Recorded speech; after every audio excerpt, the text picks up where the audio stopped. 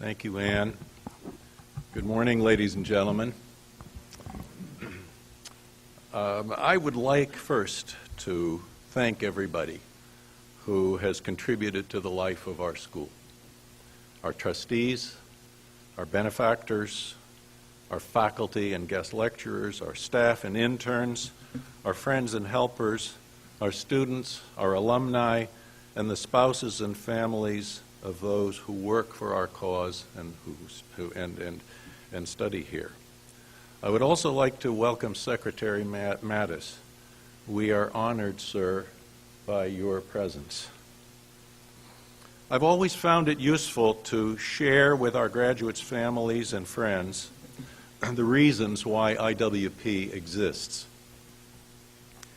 There are basically two major reasons. One that concerns how to defend our nation and political order, and the second which concerns why. The study of history reveals that America has often suffered the consequences of a lack of realism about the dangers of the world and a lack of professionalism in dealing with it. There are times when we have sent signals of weakness to potential enemies, eroding our deterrent posture and tempting them to conduct aggression. We have suffered from strategic surprise at Pearl Harbor, with the Sputnik challenge, and on 9/11. We lost Vietnam because, according to the North Vietnamese generals, we left ourselves vulnerable to being demoralized by communist propaganda and psychological operations.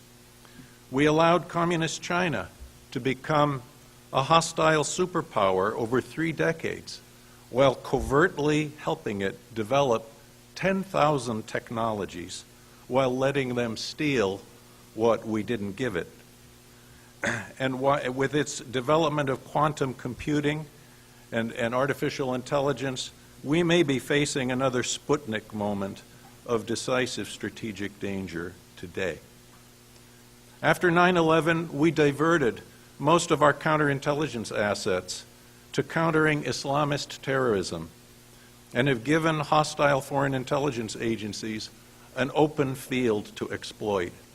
We let as many as 50,000 Chinese intelligence collectors do as they wish in the United States today. Most of our failures result from intellectual, psychological, or physical disarmament that has cost us dearly over the years in blood and treasure. Each of these forms of disarmament derives from a lack of realism about the world. Part of this is an intellectual problem, where too many of our leaders have serious gaps in knowledge of foreign political cultures and ideologies. Another part is a moral problem that is characterized by utopianism about the possibilities of making peace with evil, wishful thinking, or willful blindness. Central to the mission of IWP is our determination that our students be intellectually and psychologically prepared to see the world the way it really is, rather than the way too many of our leaders wish it to be. Once one faces reality, the challenge then is how to deal with it. Here, our mission is to prepare our students to master the different arts of statecraft, the instruments of national power, military power, diplomacy, public diplomacy and strategic influence, intelligence and counterintelligence, economic strategy, cyber strategy, and more. Each is like an instrument in an orchestra, and each participant must not only play his own instrument well, but understand how it integrates into the larger symphony of our national strategy. The problem here is that our foreign policy culture has long put the emphasis on material things, such as arms, trade, and the diplomacy concerning those things, and neglecting so many of the non-military instruments of power. When we founded IWP 28 years ago, 99% of intelligence officers had never systematically studied intelligence, its history, its impact on history, its policy issues, and the epistemological problems, that is, how one knows if information is the truth in the face of propaganda, disinformation, and strategic deception. Nobody in those days was studying counterintelligence. Nobody was studying public diplomacy, cultural diplomacy, information operations, strategic influence, or political warfare. Few people paid attention to the role of ideology and religion in world politics. These are just some of the subjects where our education has filled the gaps. 2,500 years ago, Sun Tzu said that to defeat one's enemy without using force is the acme of skill. How do you do that? To my knowledge, no school in America systematically teaches this, except us. Our philosophy is that if a nation uses all of its non-military instruments of power effectively, while never neglecting armed force and credible deterrence, it minimizes the need to use force. We call this winning without war. One would think that this would be a more popular subject in the nation's universities, but it is not. That is the professional side of our curriculum. But then there are the philosophical underpinnings of the defense of our civilization. Here, we study American founding principles. Again, this has become an almost forbidden subject in our nation's universities. This ignoring of our founding principles has been accompanied by a precipitous decline in the study of history, whether it be political, economic, diplomatic, intellectual, or military history. Most of the history taught today is social history, with a strong victimological cast. It is part of a deconstructionist attack on Western and American civilization, which is called critical theory. It is an ideology that originates in cultural Marxism, particularly that advocated by the Italian communist Antonio Gramsci. Its branches include the promotion of the sexual revolution, gender as a social construction, and the emphasis on group identity. Central features of Bolshevism, by the way, and other radical ideologies that are grounded in moral and cultural relativism. These ideological and cultural trends are presenting America and the West with what is arguably the greatest threat to our civilization and form of government. They weaken what I call the national immune system, which is our nation's consensus on the most precious values and principles that underlie our civilization. In Europe, the demoralization and civilizational fatigue that result from these trends is producing the demographic suicide of virtually the entire continent. We have seen what a cousin of that ideology has done to one of our neighbors, Venezuela, in just 15 years. In what was once one of the most prosperous countries in our hemisphere, people are now searching for food in garbage cans. How does one defend against such a disastrous ideology? Well, one first has to know what it is and how it relates to the totalitarian ideologies that produced unprecedented human suffering in the last century. One then has to have a positive alternative. That is why we teach America's founding political philosophy of political, economic, and religious liberty. Ironically, it is this philosophy that has produced the very conditions that permit the acolytes of critical theory to make their criticisms. Let them try using critical theory in China, Venezuela, Iran, or North Korea. It is our founders' philosophy that recognizes that, as Madison said, if men were angels, there would be no need for government. But men will always be tempted to do the wrong thing.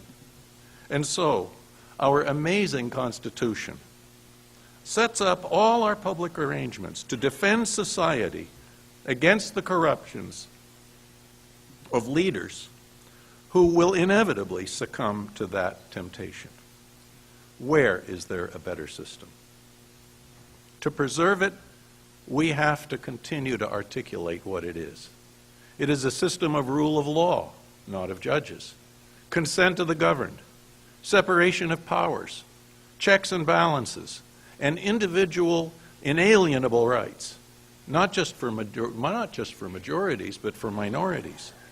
If rights for minorities are to be inalienable, they have to come from a source that is higher than majority vote. And logically, that means they must either inhere in nature or come from some higher moral intelligence that some of us call God. Otherwise, those rights become a matter of power struggle. The doctrine of might makes right, a doctrine mastered by the Nazis, the fascists, the communists, and other criminal dictatorships of this world. Those who would tear down this system must be challenged to define what they would put in its place. In the meantime, while our nation is as divided as it is, and so long as our adversaries like China, Russia, and the jihadists perceive and attempt to exploit those divisions, those of us in the national security business have a critical responsibility. We must deter and, if necessary, defeat those adversaries until such time that they feel that there is no profit in conducting what are principally the many forms of Cold War against us. This brings us to the last part of IWP's mission. It has to do with moral strength and moral leadership. In 1808, Napoleon taught that, quote, in war, moral considerations make up 3/4 of the game. The relative balance of manpower accounts only for the remaining quarter. What is this moral factor? It is the will to fight and sacrifice for a higher cause. It is built on the soldier's sense of justice and honor and his outrage over justice denied and honor trampled. It appeals to his highest ideals of love, of family, home, and country, of what is right, good, and true, and in America, of liberty and democracy. The Marine Corps captures a key element of this in its motto, Semper Fidelis, or Semper Fi. It means always faithful. Faithful to what? Faithful to God, to country, to one's spouse and family, to one's friends and comrades in arms, and to the highest principles by which we should run our country and our personal lives. To understand faithfulness, it is useful to consider its opposites. The most obvious of these, betrayal, is bad enough. Treason, adultery, and all the harm that such betrayals cause. But there is a relative of betrayal, which has consequences similar to those of breaking faith, and that is cynicism. Cynicism is usually marked by a lack of faith or belief, whether in God, in the possibility of truth, in the existence of objective moral standards, or ultimately in any cause commanding loyalty that is higher than oneself and one's selfish needs. It means a disbelief in the possibility of noble motives and an attendant lack of commitment to any higher principles. It is cynical selfishness that invariably nourishes hubris, the main characteristic of too many of our modern intelligentsia and too many in our leadership class. Hubris is the assertion of the supremacy of man and the belief that man and human reason and nothing higher represent the creative intelligence of this world. Hubris is the spirit that inspires man to dictate his own standards of right and wrong according to his personal, economic, or political preferences, and to reject those of any higher authority. It operates at the level of the individual, where there is no cause higher than oneself. And at the social level, the apotheosis of man lies at the root of modern totalitarianism. When there is no cause higher than oneself, and no source of morals other than personal preferences, life is a struggle of power, a struggle for power and material treasure. Where worldly cynicism prevails, it holds itself to be the universal attitude, except among the hopelessly naive, whose idealism is scorned. It is for good reason why hubris was seen by the ancients as man's challenge to the gods, and why in Judeo-Christian civilization it is seen as the sin of pride, the failure to humble oneself before our Creator and His standards. The true cynic, the man marked by hubris, has few soft spots in his heart. He cannot subordinate himself before a cause higher than himself, whether it is God, country, or family.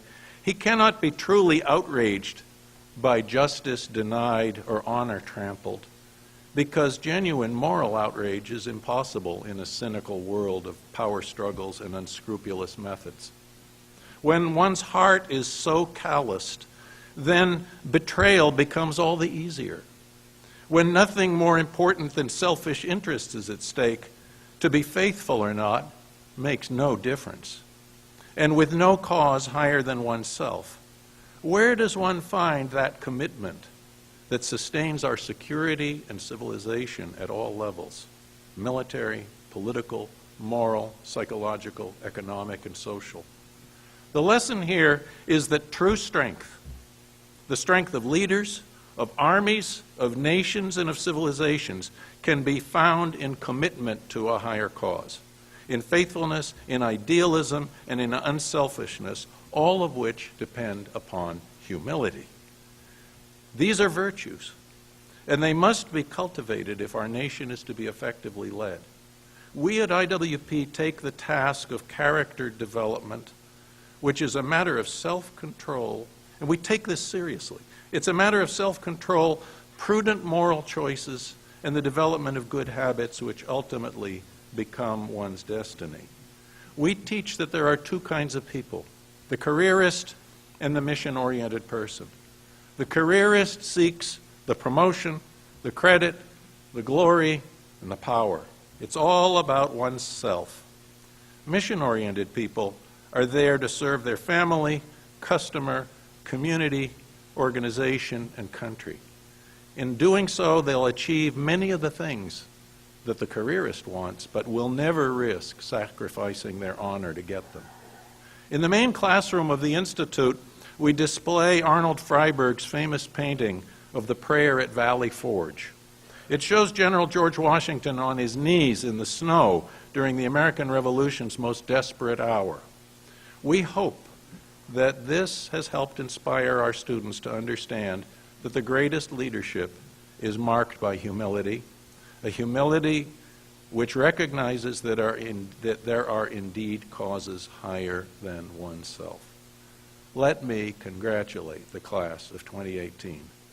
We have high hopes that you will continue in the spirit in which you pursued your studies here and elevate the level of professionalism and moral leadership in our country and the world. The more of you who exercise leadership by setting a good example and doing the right thing when nobody's looking, no matter what position you occupy, the greater the chance that our system of ordered liberty and self-government will not perish from the earth. Thank you.